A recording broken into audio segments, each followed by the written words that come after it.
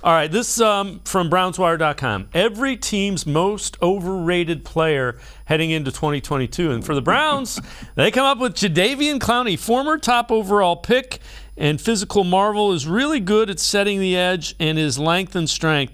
Never been a pure pass rusher. Playing opposite Myles Garrett helped Clowney compile 9 sacks, just 14 games.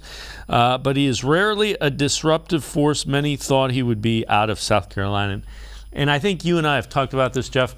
I think part of the problem was some of the plays he made at South Carolina, you're like, he's just going to destroy everything. That doesn't happen. It just doesn't happen. No.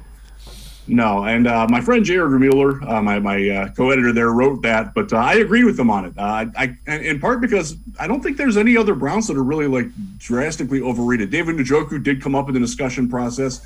Denzel Ward a little bit, because I do think that just because of the injuries and the availability, I think he probably gets oversold as one of the top corners simply because he's not always on the field. But Clowney was a pretty easy choice on this. And again, it goes back to the play that he made against Michigan, a couple of the plays that he made in the Georgia game that year, which, they're still on SEC highlight reels. That was almost a decade ago now. He's a very good player, and that's something that we had to do this. All the Wire editors went across it and gave the most overrated player for every team. Most of the players that are listed on there are good players, but they're probably a little bit overhyped by the local fan base or given too much love by the local media. And that's sort of where we're at with Clowney on that.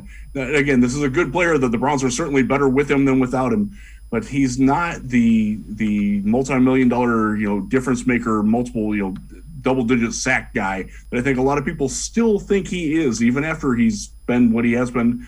This was a guy he's been in the league since 2014, has never had the double-digit sacks.